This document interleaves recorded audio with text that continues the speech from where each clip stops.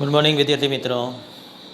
ધોરણ 12 સાયન્સ રસાયણ વિજ્ઞાનના લેક્ચરમાં થી મોડર્ન હાઈસ્કૂલ વાંકાનેર તમારું સ્વાગત કરે છે. ચેપ્ટર 1 દ્રવ્ય અવસ્થામાંથી ઘન અવસ્થા. પ્રકરણ નંબર 1 ઘન અવસ્થા સોલિડ સ્ટેટ. દ્રવ્ય અવસ્થા વાયુ અને પ્રવાહી પછી ઘન વિશેની માહિતી આપણે થોડીક ભણી ગયા. સ્ફટિકમય ઘન પદાર્થ અને અસ્ફટિકમય ઘન પદાર્થ એમાંથી અગત્યનો છે. સ્ફટિકમય ઘન પદાર્થ અને અસ્ફટિકમય ઘન પદાર્થ આઈએમપી છે.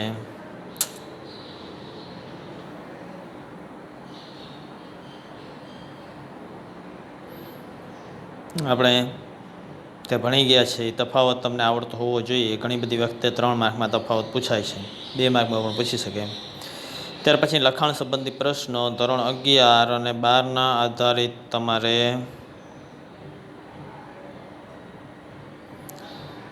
ઉપયોગ કરવાનો છે. આમાંથી અમુક સ્ફટિકમય અને અસ્ફટિકમય ઘન પદાર્થમાં વર્ગીકરણમાં પોલિમરના નામ છે. પોલિમર આપણે ભણી ગયા છે, એટલે એને ધ્યાનમાં રાખીને તમે વર્ગીકરણ કરી શકશું. હવે સ્ફટિકમય ઘન પદાર્થનું વર્ગીકરણ.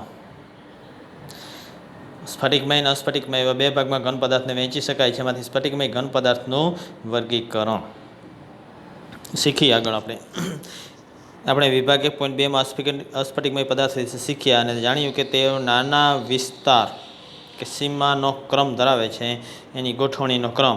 છતાં મોટાભાગના ઘન પદાર્થો સ્વભાવે સ્ફટિકમય હોય છે. ઘણા મોટાભાગના ઘન પદાર્થો સ્વભાવે સ્ફટિકમય હોય છે. ઉદાહરણ તરીકે આયર્ન, કોપર, સિલ્વર જેવી ધાતુઓ, મોટાભાગની ધાતુ તત્વો, સલ્ફર, ફોસ્ફરસ, આયોડિન જેવા અધાતુ તત્વો, sodium chloride, zinc sulphide, naphthalene જેવા સંયોજનો, આવા બધા સ્ફટિકમય ઘન પદાર્થ બનાવે છે. મોટાભાગની ધાતુઓ, અધાતુ ઘણી બધી, સંયોજનો ઘણા બધા, તો એવા પદાર્થો છે સ્ફટિકમય ઘન પદાર્થ રચે છે. સ્ફટિકમય ઘન પદાર્થને વિવિધ રીતે વર્ગીકૃત કરી શકાય. તો વર્ગીકરણ કરવાની પદ્ધતિનું હેતુ પર આધારિત છે. વર્ગીકરણ કરવાની પદ્ધતિ કઈ બાબત માટે વર્ગીકરણ કરવું છે એવા હેતુ આધારિત જોવા મળશે. અહીં આપણે સ્ફટિકમય ઘન પદાર્થનું વર્ગીકરણ આંતરઆણ્વીય બળના સ્વભાવ, કેવા પ્રકારનું આંતરઆણ્વીય બળ એમની વચ્ચે પ્રવર્તે છે, આંતરઆણ્વીય બળોના સ્વભાવ અથવા ઘટક કણો એકબીજાને જકડી રાખતા બંધન કેવા પ્રકારનું છે, એના આધારે આપણે અત્યારે વર્ગીકરણ શીખવાનું છે. કેમ કે આપણે આંતરિક રચના, આંતરિક રીતે અણુ, પરમાણુ કે આયન કેવી રીતના ગોઠવાયેલા છે તે મહત્ત્વનું છે. એ બાબત અત્યારે આપણે શીખવાની છે. એટલે આંતરઆણ્વીય બળ એમાં અગત્યનું છે. તો એ બંધન કે આંતરઆણ્વીય બળના આધારે આપણે વર્ગીકરણ સ્ફટિકમય ઘન પદાર્થનું કરી તો 4 પ્રકાર આપણને મળે. પહેલો પ્રકાર વાન ડર વાલ્સ બળો. વાન ડર વાલ્સ બળ જે હશે એના આધારનું એક પ્રકાર મળશે. બીજું આયનીય બંધ જેની અંદર હશે એવા પ્રકારનો એક સ્ફટિકમય ઘન પદાર્થ મળશે. ત્રીજું સહસંયોજક બંધ. સહસંયોજક બંધ ધરાવતા હશે એવા પ્રકારના સ્ફટિકમય પદાર્થ મળશે. અને ધાત્વીય બંધ ધરાવતા હશે એવા પ્રકારના સ્ફટિકમય પદાર્થ મળશે. તો આવા આંતરઆણ્વીય બળો કયા કયા હોઈ શકે છે તો આપણે આગળ શીખી ગયા. વાન ડર વાલ્સ બળ, આયનીય બંધ, સહસંયોજક બંધ કે ધાત્વીય બંધ. તો આના આધારે સ્ફટિકમય ઘન પદાર્થનું વર્ગીકરણ આણ્વીય ઘન પદાર્થ, આયનીય ઘન પદાર્થ, ધાત્વીય ઘન પદાર્થ કે સહસંયોજક ઘન પદાર્થ એવા 4 પ્રકારમાં કરી શકાય. 4 પ્રકારના આંતરઆણ્વીય આકર્ષણ બળ છે એ મુખ્ય નોંધવા લાયક છે. તો 4 પ્રકારના આકર્ષણ બળો વાન ડર વાલ્સ, આયનીય, સહસંયોજક અને ધાત્વીય, એના આધારે 4 પ્રકારના ઘન પદાર્થો છે એ સ્ફટિકમય ઘન પદાર્થ મળશે. આણ્વીય સ્ફટિકમય ઘન પદાર્થ અથવા તો આણ્વીય ઘન પદાર્થ, આ બધા સ્ફટિકમય ઘન પદાર્થના પ્રકાર છે. શેના આધારે? આંતરઆણ્વીય બળના સ્વભાવના આધારે. આણ્વીય આયનીય, ધાત્વીય અને સહસંયોજક.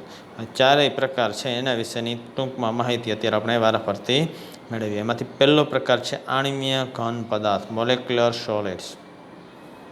આણ્વીય ઘન પદાર્થ. તો આણ્વીય ઘન પદાર્થમાં ઘટક કણો છે. આણ્વીય ઘન પદાર્થના ઘટક કણો કોણ છે? અણુઓ. અણુઓ વચ્ચે કોઈ પણ ચોક્કસ પ્રકારનું આકર્ષણ બળ કે એની ગોઠવણી થયેલી હશે, જેમાં નીચેના પ્રકારોમાં ઉપવિભાજિત કરી શકાય છે.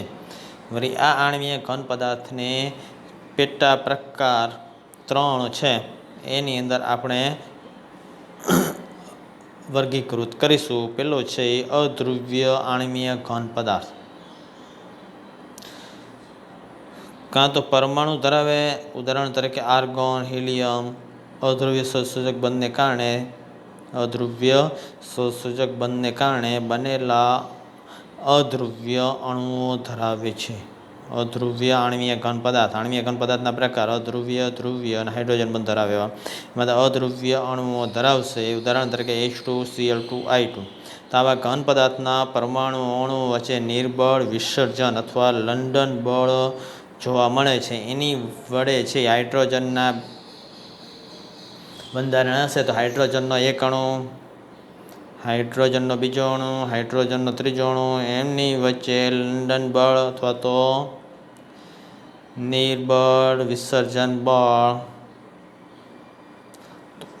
એની મદદથી અણુઓ એકબીજા સાથે જકડાઈને સમગ્ર પદાર્થનું બંધારણ છે બનાવશે. સમગ્ર પદાર્થનું બંધારણ બનાવશે. તો આવા લંડન બળ વડે જોડાયેલા હોય તેવા હાઇડ્રોજન, ક્લોરિન, આયોડિન એવા ઘન પદાર્થ છે. હાઇડ્રોજનને જ્યારે ઘનમાં રૂપાંતર કરવામાં આવે ત્યારની વાત છે. વચ્ચે તો સ્ફટિકમય ઘનમાં હશે.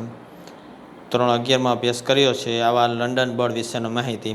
તો આવા ઘન પદાર્થો સામાન્ય રીતે પોચા અને વિદ્યુતના અવાહક હોય છે. તેમના ગલનબિંદુ નીચા હોય છે અને સામાન્ય રીતે ઓરડાના તાપમાને કે દબાણે પ્રવાહી અથવા વાયુ અવસ્થામાં હોય.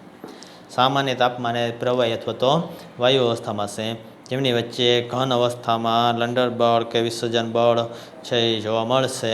તો એ આપણે શીખી ગયા લંડન બળ વિશેની માહિતી. તો આવા ઘન પદાર્થ સામાન્ય તાપમાને પ્રવાહી અથવા વાયુ છે.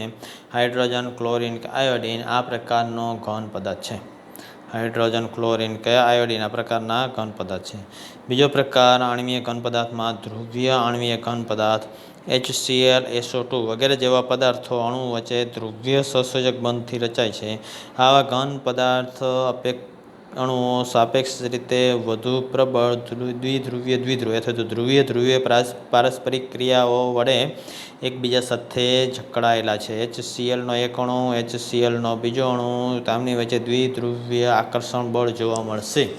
તે દ્વિધ્રુવીય અથવા તો ધ્રુવીય આકર્ષણ બળથી એકબીજા સાથે જકડાયેલા છે. આ ઘન પદાર્થો પોચા અને વિદ્યુતના અવાહક છે.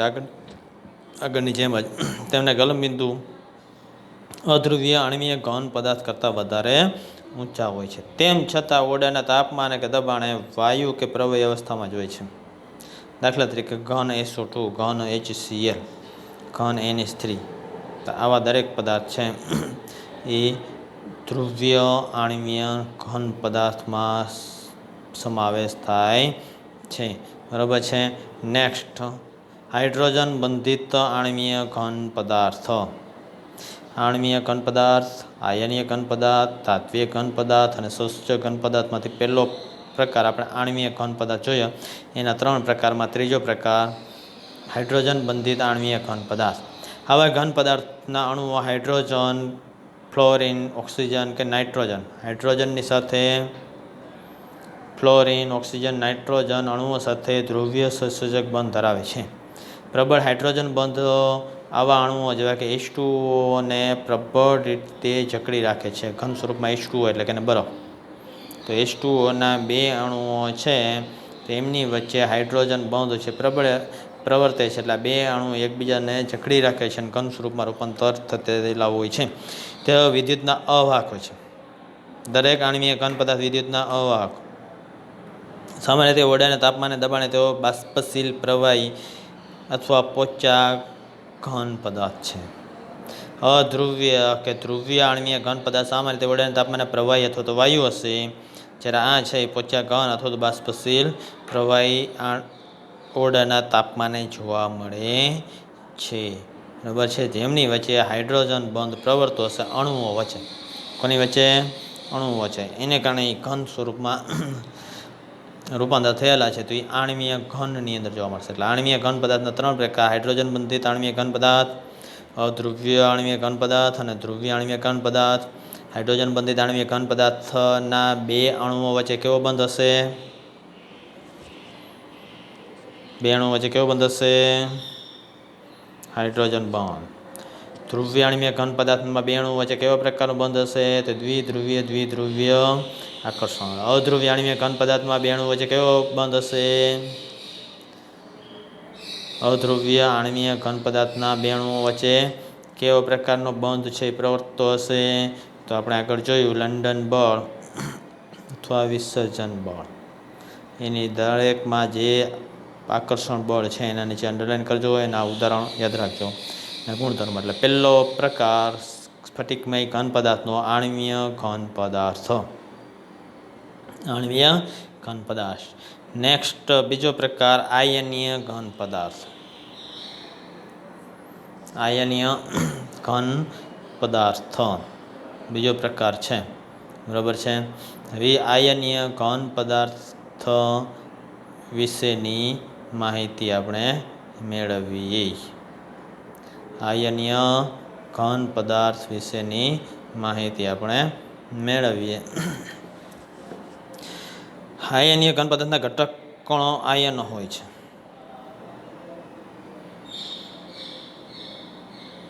એને +Cl- 2 આયન છે.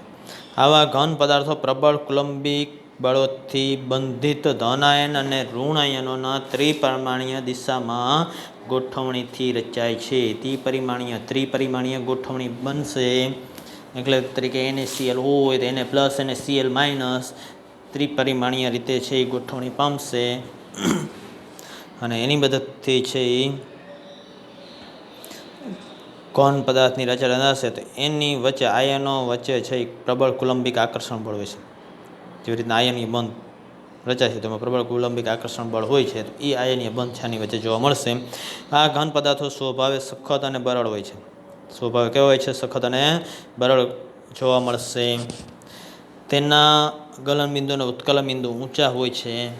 ગલનબિંદુ અને ઉત્કલનબિંદુ ઊંચા હોય છે. તેમના આયનો હેરફેર કરવા માટે મુક્ત હોતા નથી. તેથી તેઓ ઘન અવસ્થામાં વિદ્યુતના અવાહક હોય છે. ઘન અવસ્થામાં હશે તો ત્યારે વિદ્યુત અવાહક બને છે. તેમ છતાં પીગલિત અવસ્થામાં અથવા તો પાણીમાં ઓગળતા આયનો આજુબાજુ ફરવા માટે મુક્ત થાય છે અને વિદ્યુતનું વહન કરે છે. પાણીમાં દ્રાવણ બનાવવામાં આવે તો વિદ્યુતનું વહન કરી શકશે. પીગાળવામાં આવે તો પણ વિદ્યુતનું વહન કરી શકશે. એટલે પીગલિત એટલે પ્રવાહી અવસ્થામાં કે દ્રાવણમાં વિદ્યુત વાહક હોય છે. ઘન અવસ્થામાં વિદ્યુત અવાહક હોય છે. દાખલા તરીકે NaCl તો આ પ્રકારનો ઘન પદાર્થ છે. CaCl આ પ્રકારનો ઘન પદાર્થ છે. CaCl2 તો આ પ્રકારના આયનીય બંધ ધરાવતા ઘન પદાર્થ છે એ આયનીય ઘન પદાર્થમાં સમાવેશ પામશે અને એના ગુણધર્મો. નેક્સ્ટ ત્રીજો પ્રકાર ધાત્વિય ઘન પદાર્થ. નામ ઉપરથી તમે ખ્યાલ આવી ગયો તેમાં કેવું આકર્ષણ બળ હશે? ધાત્વિય બંધ જોવા મળશે. ધાતુઓ ધન આયનોના ક્રમબદ્ધ સમૂહ છે. તેઓ મુક્ત ઇલેક્ટ્રોન સમુદ્ર સાથે જકળાયેલા હોય છે. ધાત્વિય બંધ એના વિશેની માહિતી આગળ થોડીક જોઈ ગયા છીએ. તેમાં જે તે Fe હોય દાખલા તરીકે તો Feના આયનો હશે તેમાં બહારની કક્ષાના ઇલેક્ટ્રોન બધા માટે કોમન હોય છે. તો એ બહારની કક્ષાના ઇલેક્ટ્રોન સિવાયનો બાકીનો ભાગ તો એ પરમાણુ કર્નેલ તો ધનવીજભાર ધરાવશે, તો ધનવીજભારિત આયન હશે. અને એમાં બાકીના ઇલેક્ટ્રોન છે એ ઘૂમતા હોય. બહારની કક્ષકના ઇલેક્ટ્રોન છે એ ફરતા જોવા મળશે. તો એ ગતિશીલ હોય છે, ઘૂમતા હોય છે. આ સમગ્ર સ્ફટિકમાં સરખી રીતે વિસ્તરાયેલા હોય છે. ઇલેક્ટ્રોન છે આ બધા ઇલેક્ટ્રોન તો સમગ્ર સ્ફટિકમાં ગતિશીલ હોય છે, વિસ્તરેલા હોય છે. અને ધાતુનો દરેક પરમાણુ 1 અથવા તો 2 ઇલેક્ટ્રોન ગતિશીલ ઇલેક્ટ્રોનના સમુદ્રમાં ફાળો આપે છે. આ ધાતુ પરમાણુનો 1 કે 2 ઇલેક્ટ્રોન છે એ જેટલા ઇલેક્ટ્રોન હોય એ બધાની વચ્ચે વિસ્તરેલા, એની અંદર દરેક પરમાણુનો 1 કે 2 ઇલેક્ટ્રોન ફાળો આપે છે. એટલે બાહ્યતમ કક્ષાના જેટલા હોય ઇલેક્ટ્રોન. આ મુક્ત અને ગતિશીલ ઇલેક્ટ્રોન ધાતુની ઊંચી વિદ્યુતીય અને ઉષ્મીય વાહકતા માટે જવાબદાર છે. વિદ્યુતીય વાહકતા અને ઉષ્મીય વાહકતા માટે આ ઇલેક્ટ્રોન છે એ જવાબદાર છે. જ્યારે વિદ્યુતીય ક્ષેત્ર લાગુ પાડવામાં આવે છે ત્યારે આ ઇલેક્ટ્રોન ધન આયનની જાળીદાર રચનામાંથી વહે છે. ધન આયનની જાળીદાર રચના હશે એમાંથી આવા ઇલેક્ટ્રોન છે એનું વહન થાય છે. આ ઇલેક્ટ્રોન છે ધન આયનની જાળીદાર રચનામાંથી વહન પામે છે, એટલે વિદ્યુતના વાહકતા માટે જવાબદાર છે. જ્યારે ઉષ્મા ધાતુના એક ભાગને પૂરી પાડવામાં આવે તે ઉષ્મીય ઉર્જા એકસરખી રીતે મુક્ત ધાતુના એક ભાગને પૂરી પાડવામાં આવે તે ઉષ્મીય એકસરખી રીતે મુક્ત ઇલેક્ટ્રોન વડે વિસ્તરાય છે અને ધાતુની બીજી અગત્યની લાક્ષણિકતા તેમનો ચળકાટ છે. આ બાજુથી ઉષ્મા ઉર્જા પૂરી પાડવામાં આવે તો બીજી બાજુ છે પ્રસરણ પામે છે, બીજું છે ચળકાટ ધરાવે છે અને કેટલાક કિસ્સામાં રંગ પણ ધરાવે છે. આ ઉપરાંત તેમાં રહેલા મુક્ત ઇલેક્ટ્રોનની હાજરીને કારણે જ આ બધી બાબત જોવા મળશે. ધાતુઓ ખૂબ જ ટિપ્પણીય અને તનનીય હોય છે. ખેંચી શકાય એવી હોય છે. તનીય, ટિપ્પણીય, પતરામાં ટીપી શકાય તેવી હોય છે. એટલે ધાતુઓ ટીપી શકાય તેવી હોય છે. તનનીય એટલે ખેંચીને તાર બનાવી શકાય તેવી જોવા મળે છે. એટલે આ મુજબ છે એ ધાતુ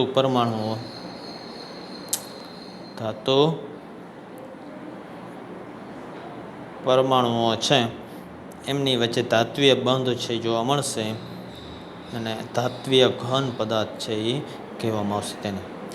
નેક્સ્ટ ચોથો પ્રકાર સ્ફટિકમય ઘન પદાર્થનો સહસંયોજક અથવા જાળીદાર ઘન પદાર્થ. સહસંયોજક ઘન પદાર્થ એટલે સહસંયોજક બંધ ધરાવતા છે. એને જાળીદાર ઘન પદાર્થ પણ કહેવામાં આવે છે. અધાતુઓના સ્ફટિકમય ઘન પદાર્થોનો વિશાળ ભાગ છે. વિશાળ પ્રકાર સ્ફટિકમાં સમગ્રપણે નજીકના પરમાણુઓ વચ્ચે સહસંયોજક બંધની રચનાથી પરિણમે છે. સહસંયોજક બંધથી બને છે. અધાતુઓ સ્ફટિકમાં સહસંયોજક બંધ ધરાવે છે તેઓ બૃહદ અણુ પણ કહેવામાં આવશે. સહસંયોજક બંધથી એકબીજા સાથે જોડાઈને વિશાળ અણુ બનાવે છે એટલે બૃહદ અણુ પણ કહેવામાં આવશે. સહસંયોજક બંધ પ્રબળ હોય અને સ્વભાવે દિશામય હોય છે. આથી પરમાણુઓ તેમના સ્થાનમાં ખૂબ જ પ્રબળતાથી જકળાયેલા હોય છે. બંધ છે દિશાકીય હોય છે અને સહસંયોજક બંધ પ્રબળ હોય છે એટલે દિશાકીય રીતે જકળાયેલો છે. આવા ઘન પદાર્થ ઘણા સખત અને બરડ હોય છે.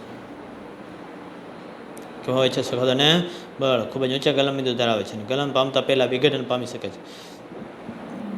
તો વીજરોધક એટલે કે વિદ્યુતનું વહન કરી શકતા નથી. એની વિદ્યુત પ્રવાહનું વહન કરતા નથી. વીજરોધક છે અને વિદ્યુત પ્રવાહનું વહન કરી શકતા નથી. હીરો, ડાયમંડ, સિલિકોન કાર્બાઇડ આવા ઘન પદાર્થના વિશિષ્ટ ઉદાહરણ છે. તેમ છતાં ગ્રેફાઇટ પણ આનું જ ઉદાહરણ છે, જે નરમ હોય છે. એના ઉપર ગલનબિંદુ ઉત્કલનબિંદુ ઊંચા જોવા મળે, એનાથી અલગ જોવા મળે છે.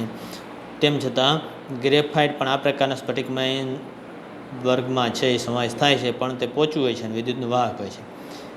તેમાં અપવાદરૂપ ગુણધર્મ તેની વિશિષ્ટ રચનાને કારણે છે, જેમાં કાર્બન પરમાણુ જુદા જુદા સ્તરમાં ગોઠવાયેલા. આગળ એક વખત શીખી ગયા છે. ફરીથી કાર્બન છે ષટકોણીય સ્તરમાં છે એ ગોઠવણી પામશે. એક સ્તર બનાવે છે, પછી બીજું સ્તર બનાવે છે, ત્રીજું સ્તર બનાવે છે. આ સ્તર એકબીજા ઉપર સરકી શકે છે એટલે બંધારણ એનું પોચું જોવા મળે છે. એક પરમાણુ છે એ બીજા બાકીના છે એ દરેક પરમાણુ બીજા 3 પડોશી પરમાણુ સાથે તે સ્તરમાં સહસંયોજક રીતે છે એ બંધિત થયેલા જોવા મળે છે. એક લેવામાં આવે વચ્ચેનો પરમાણુ તો 1, 2 અને 3. એક લેવામાં આવે તો 1, 2 અને 3 સાથે સહસંયોજક રીતે બંધિત થયેલા હોય છે અને દરેક પરમાણુ ચોથો સંયોજકતા ઇલેક્ટ્રોન જુદા જુદા સ્તરની વચ્ચે હાજર છે. ચોથો સંયોજકતા ઇલેક્ટ્રોન મુક્ત હોય છે એટલે જુદા જુદા સ્તરમાં હાજર છે. આથી આજુબાજુ ફરવા માટે મુક્ત હોય છે અને આ મુક્ત ઇલેક્ટ્રોન ગ્રેફાઇટને વિદ્યુતનો સુવાહક બનાવે છે. આ ઉપરાંત તેઓ એકબીજા ઉપર સરકી શકે છે. આ બાબત ગ્રેફાઇટને પોચું બનાવે છે. એક સ્તર છે બીજા સ્તર ઉપર સરકી શકે છે, ફરી શકે છે, એટલે એને કારણે છે ગ્રેફાઇટ પોચું બને છે અને સારું ઊંજણ તરીકે વર્તી શકે છે. ઊંજણ તરીકે વર્તી શકે છે. એટલે આ મુજબ છે એ ઘન પદાર્થ, આ મુજબના ઘન પદાર્થ છે. સહસંયોજક ઘન પદાર્થ, એમાં બીજો એક ઉદાહરણ છે હીરો. તો એમાં 4 કાર્બન પરમાણુ બંધિત હોય છે, સહસંયોજક બંધથી જકડાયેલા હોય છે. એને કારણે સમચતુષ્ફલકીય જાળીદાર રચના બનાવે છે. આમાં એક ઇલેક્ટ્રોન છે કે એક પરમાણુ એકબીજાથી મુક્ત થઈ શકતા નથી. એને કારણે છે એ વિદ્યુતનો અવાહક છે અને એમાં સ્તર સરકી શકે એવા હોતા નથી. તેથી તે સખત અને બરડ છે એ જોવા મળે છે, વિદ્યુતનું અવાહક જોવા મળે છે. આ 4 પ્રકારના ઘન પદાર્થના જુદા જુદા ગુણધર્મો આપણે જોઈ ગયા છીએ. એની યાદી કોષ્ટકમાં બનાવેલી છે. ઉદાહરણો આપેલા છે. આપણે ફરીથી શોર્ટમાં જોઈએ. એટલે કોષ્ટક છે ઉપરના આગળનું દરેક બાબતનું વર્ણન કરવા માટે શોર્ટમાં યાદ રાખી શકો છો. આણ્વીય ઘન પદાર્થ 3 પ્રકારના: અધ્રુવીય, ધ્રુવીય અને હાઇડ્રોજન બંધિત. એમાં ઘટક કણો અણુઓ હોય છે. ઘટક કણો કોણ હોય છે? અણુઓ. ખાસ યાદ રાખજો. કેવા પ્રકારનું બંધન હશે? તો અધ્રુવીય હશે તો વિસર્જન અથવા લંડન બળ. ધ્રુવીય હશે તો ધ્રુવીય પારસ્પરિક ક્રિયાઓ. દ્વિધ્રુવીય દ્વિધ્રુવીય આકર્ષણ બળ કહી શકાય. હાઇડ્રોજન બંધિત હશે તો હાઇડ્રોજન બંધ જોવા મળશે. અધ્રુવીય ઘન પદાર્થ છે તો એના ઉદાહરણ આર્ગોન, CCl4H2I2 અને CO2. ભૌતિક સ્વભાવ મૃદુ નરમ હોય છે, અવાહક છે અને ગલનબિંદુ ખૂબ જ નીચા છે. ધ્રુવીય આણ્વીય ઘન પદાર્થ છે તો એ મૃદુ, અવાહક અને નીચા ગલનબિંદુ ધરાવે છે. હાઇડ્રોજન બંધિત આણ્વીય ઘન પદાર્થ છે તો અમુક અંશે સખત જોવા મળે છે, અવાહક છે અને ગલનબિંદુ નીચા ધરાવે છે. ઓરડાના તાપમાને ઘન અથવા પ્રવાહી. ઓરડાના તાપમાને વાયુ અથવા પ્રવાહી. આ બંને પ્રકાર છે, અધ્રુવીય અને ધ્રુવીય. એટલે આપેલો આણ્વીય ઘન પદાર્થ. બીજો પ્રકાર આયનીય ઘન પદાર્થ. આયનીય ઘન પદાર્થના ઘટક કણો છે આયનો. એટલે જે બંધારણ બનેલું છે એમાં આયનો એકબીજા સાથે ગોઠવાયેલા છે અને એમની વચ્ચે આકર્ષણ બળ રહેલું હોય છે, આયનીય બંધ પ્રકારનું. NaCl છે તો Na+ અને Cl- એના ઘટક કણો બનશે અને એમની વચ્ચે ચોક્કસ પ્રકારનું આકર્ષણ બળ રહેલું છે. એને કારણે આ ઘન પદાર્થનું બંધારણ જોવા મળે છે.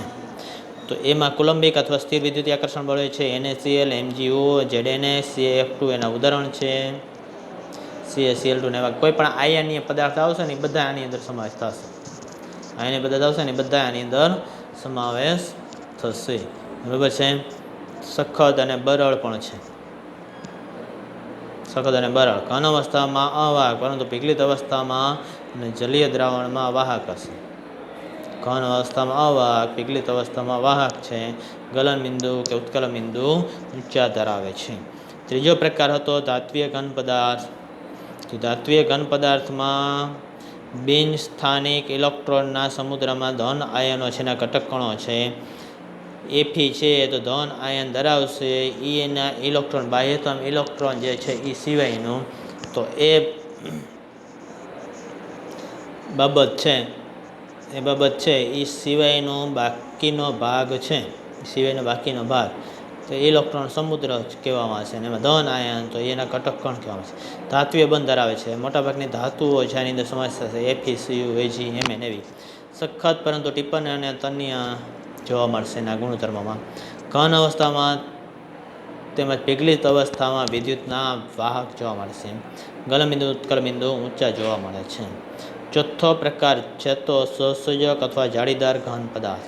એમાં ઘટક કણો પરમાણુ છે. પરમાણુ જોડાઈને બંધન બનાવે છે. પરમાણુ જોડાઈને ઘનની રચના બનાવે છે.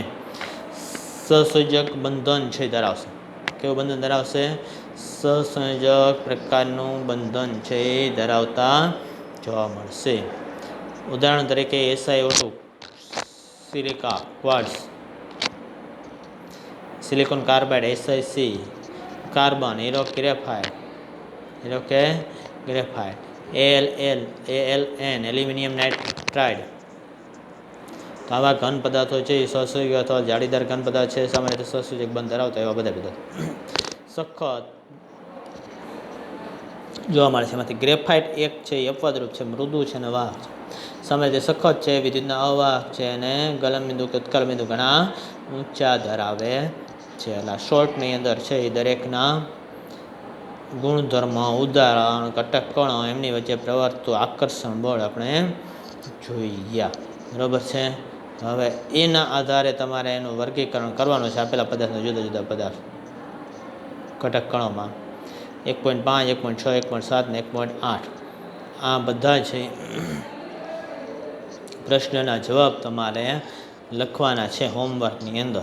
1.1થી શરૂ કરીને 1.8 અહીંયા સુધીના 8 પ્રશ્નોના જવાબ હોમવર્કમાં લખવાના છે અને સાથેની જે વિગત ચાલેલી છે તે આટલું તૈયાર કરવાનું છે. Thank you very much. Next લેક્ચરમાં મળીશું.